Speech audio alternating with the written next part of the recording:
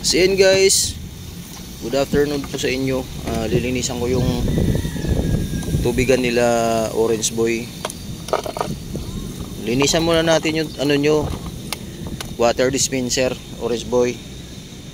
Nandito sila, tsaka si Puti. Linis mo na si Dada.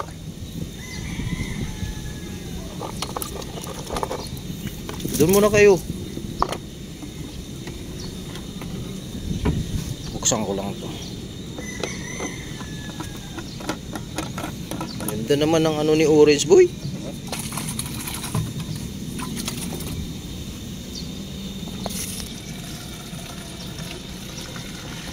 Ayan, nandito si Mami Cutie, si Puti, tsaka si Orange Boy. Si Beauty po nandun sa bed. Iniwan ko kagabi kasi nga kailangan po niya ng blood test.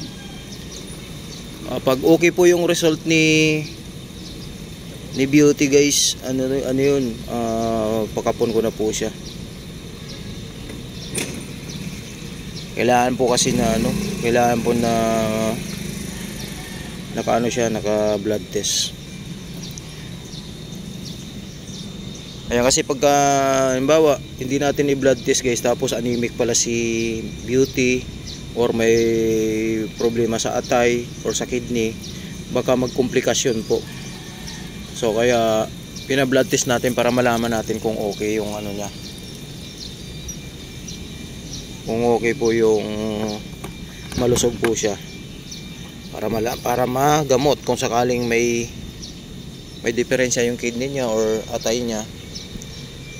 Pag nagamot, pag okay na, saka na siya ikapon. Ayan, puno na yung tubigan nila, yung water dispenser.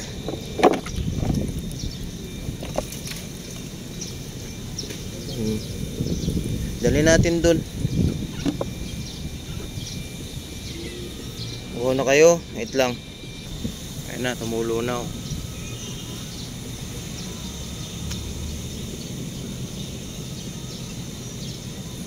Orange. Tara, dali natin dun. Diyan na kayo inom ha. Puno na yan.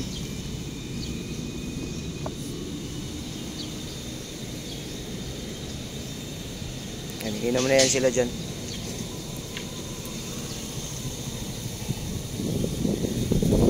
Kasi mainit.